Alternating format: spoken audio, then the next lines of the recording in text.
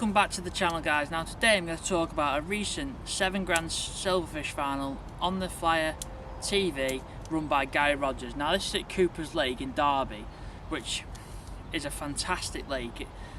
It's so unique, but there's some real good surprises in there. So like massive eye, big skimmers, the odd big tench it's been throwing up in the past few matches.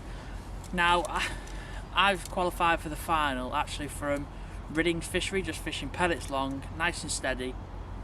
Anyone that's seen the stuff that like Winning Waves have been doing with Jamie, I've just spoke to him and he's sorted me out of all that, little bits of micro crush that way. So we got into the final for 7 grand. Now the way it fell, I couldn't really get up there much practicing because I had a lot of commitments, same with my Winter League, won it Monk Hall on the Saturdays, and then obviously the Sundays I was at Bradshaw's, so I had a bit of stuff on and I didn't put as much time as I really wanted to into it. But we had a weekend at the end of January where I went practicing.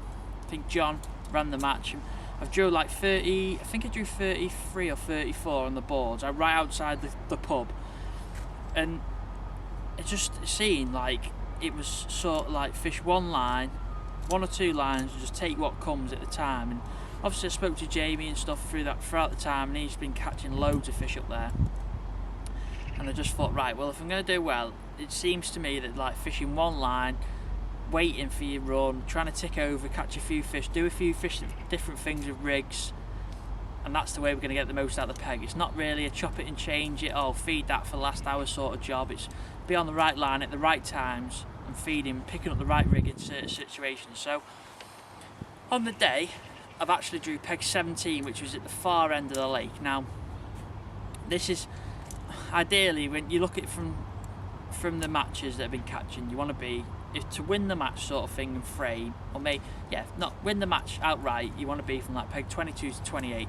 For some reason the fish sit there, whether it's the deepness of it, whether they just like being there where it gets the wing, that's where it's really good. It's been really good in practice. I think that's won every time, so it's apparent that's where you want to be.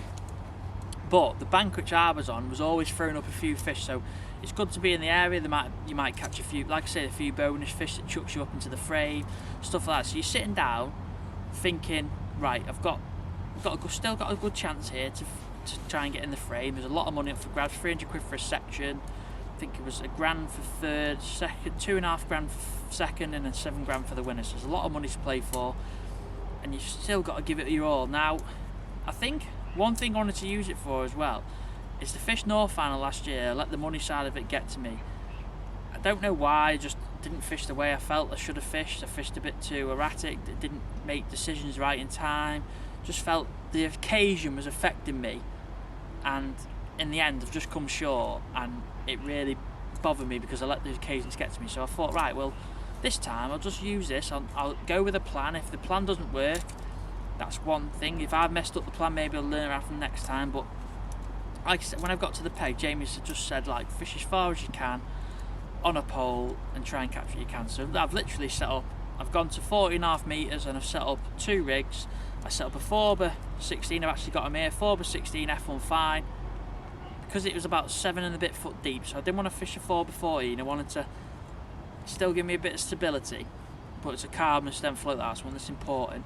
And I set up also up a 0.75 power float, so I've got a bit of both. I can fish through the water with this, and my shotting pattern on this was sort of like the tapered bull to nicely, say Jamie said, about 3 or 4 foot away, so you get that nice slow fall. It seems at Cooper's, all the fish, and it was on the day, all the fish are sat like that far in the layers. They're not like dead high up in the water, they're just sat like 2 or 3 foot off the bottom.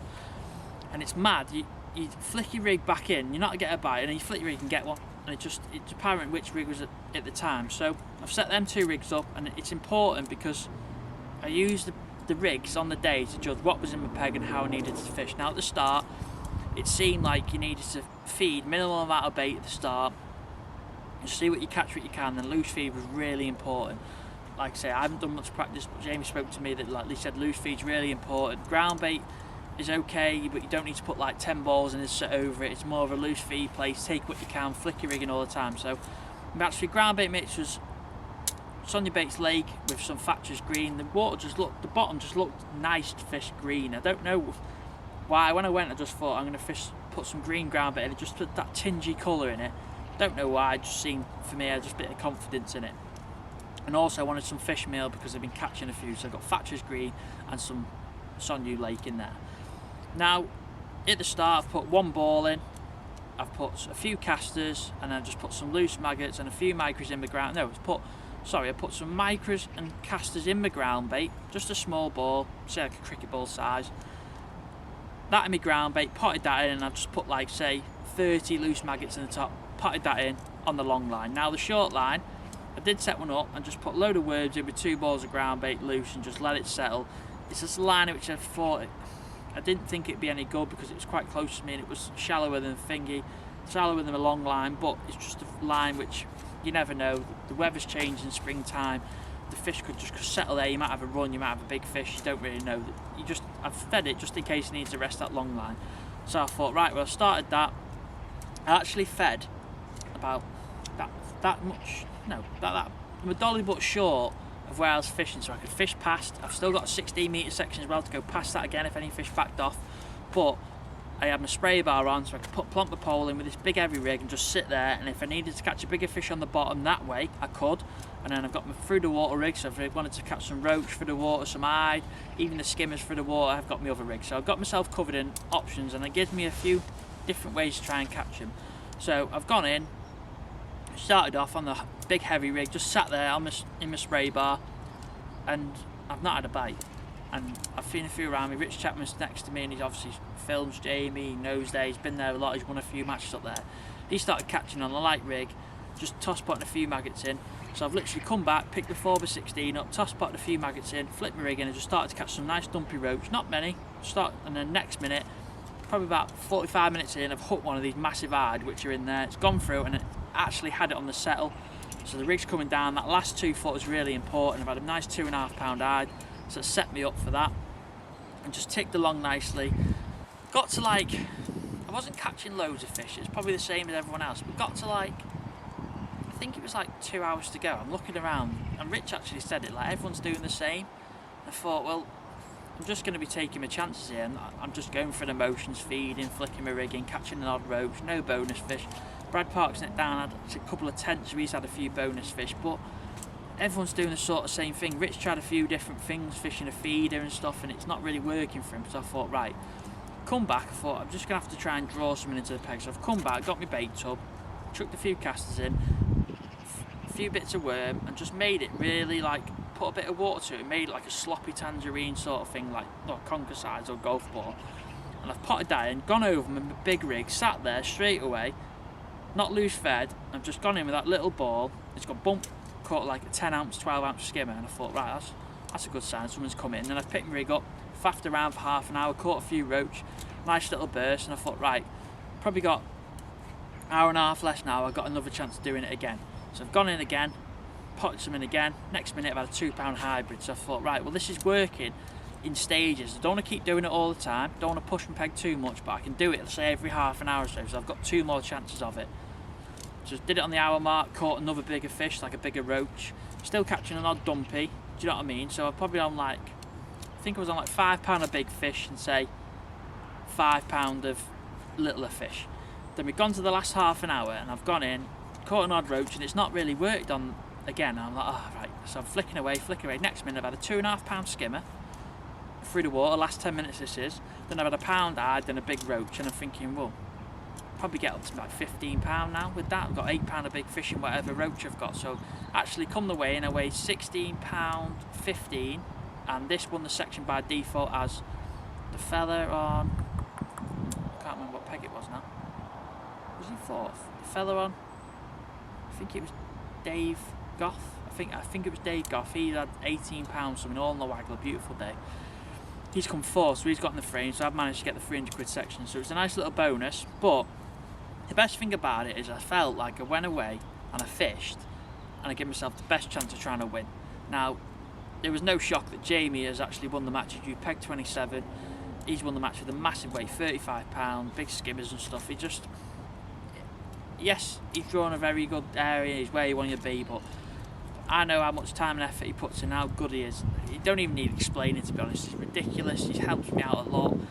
Couldn't thank him enough for it, but he's just deserving winning because he puts so much time and effort in. He's always thinking about it.